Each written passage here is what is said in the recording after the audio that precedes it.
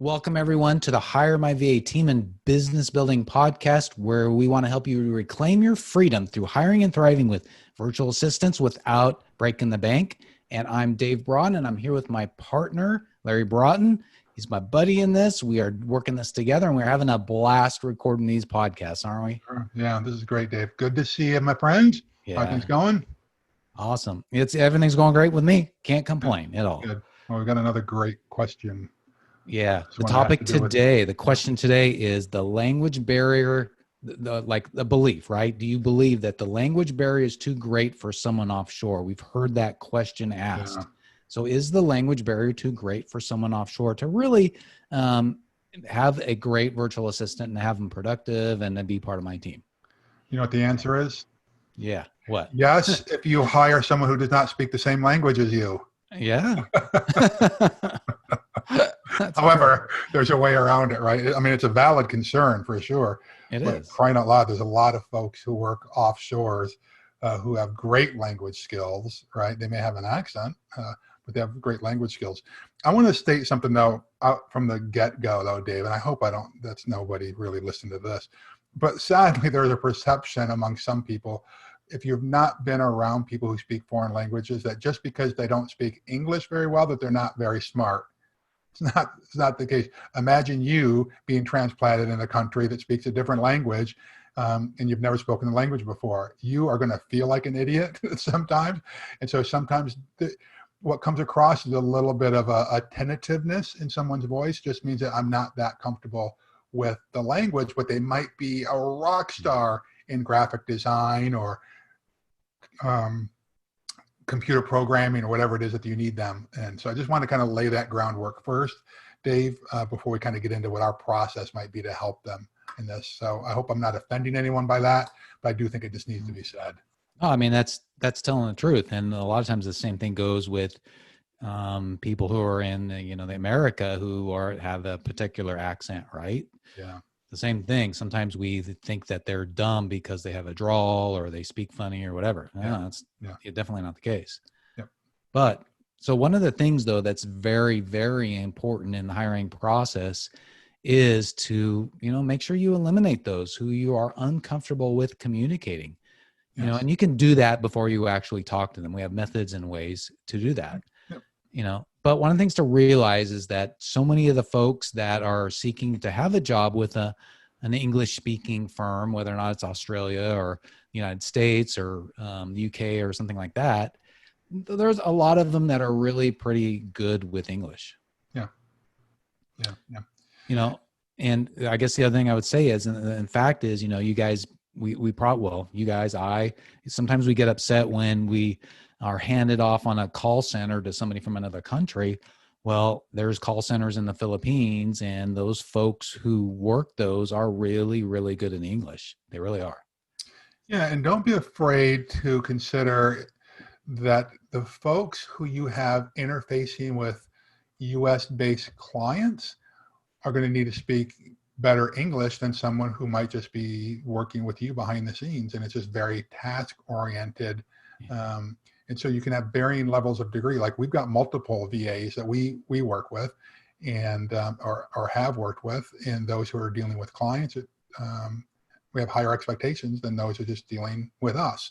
And frankly, Dave and I have been working with people from foreign countries who English is a second language for years, particularly me in the hotel industry for well over 35 years, and before that in the military, traveling around the world. So we've got people like in my hotel company who speak Vietnamese, Tagalog, Romanian, Russian, Spanish. And so my ear has been tuned to deal with accents more than maybe you or someone else who's just not used to dealing with accents, right? And so it is a skill that you will learn over the years, and it's going to get easier for you, just like anything new, right? Because I know some folks who are listening to this right now have never spoken to, let's be honest, you may have never spoken to somebody where English is a second language, where others who might be in a more urban setting, you're used to hearing it all day long, right? Like walking through the streets of New York, in a 3-block walk, you can probably hear 5 or 6 or 10 different languages being spoken, right? So it's just part of it. Your ear will get tuned to it over time. right? Oh, But the tips and tricks that we give you through this course will help you identify the appropriate level of language skills before you ever bring them on board. All right, because you'll set what the expectations are. yeah, I mean, obviously the expectations of the level of English speaking capability is going to be different if you're expecting your VA to handle some, support tickets, Yes. those kind of things. And it'll be different depending upon if they are handling them through like a chat bot or through email versus actually, talking to them. Yeah. So the original question was, is the language barrier too great to hire someone offshore? And I joked on in the beginning, yes, if you're not speaking the same language. But truly, it's not too great if you follow the tips and the processes that we provide you right out of the gate to make sure that you are indeed hiring the right people. So I think this is basically what they say, it's a false belief.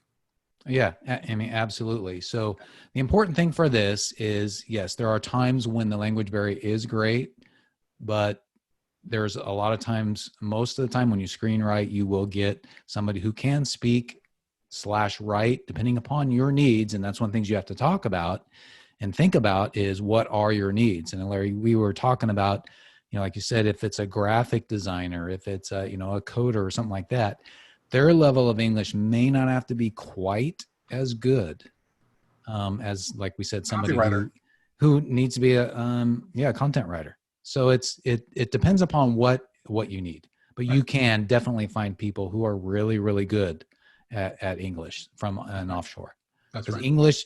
English in the world is kind of like the common communication language. And most people, especially in the Philippines, what I've just learned recently is folks who grow up in the big cities in the Philippines are a lot more comfortable speaking English. And I was just talking to one of my virtual assistants today, Brian, about this. And he said that, folks who are in more of the rural areas, they don't have as good of an education, but they can still understand English really well. They don't speak it quite as well. But in the Philippines, the big cities, they speak, really well. And the VAs that we've worked with speak really well. That's right.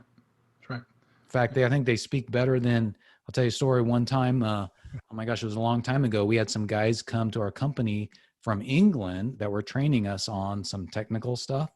One of the guys had, what is that accent? That's a Cockney accent or something from England. And it was really heavy and we had a hard time understanding him. Yeah. So it's important for you up front to, and it doesn't matter where they're from. It could be the Philippines, it could be Russia or India. It's important for you to make sure that you, filter them up front to get the level that you need. That's right. That's right. Good. Well, this has been good. Good one. Anything else? Not for me. All right. Sounds great. All right. Well, thanks guys for listening. And we've got some great episodes we've recorded. Make sure you listen to all of those. But remember, building a team is the way to reclaim your freedom. We're here to help you. Just go to HireMyVA.com for more information on how you to connect with us and how that you can, even without experience, learn how to prepare, hire, and thrive with virtual assistants. We're here to help. Larry and I, love helping entrepreneurs, helping people grow their businesses and seeing them reach their fullest potential. So folks, go to HireMyVA.com and we will see you next time. Go get them.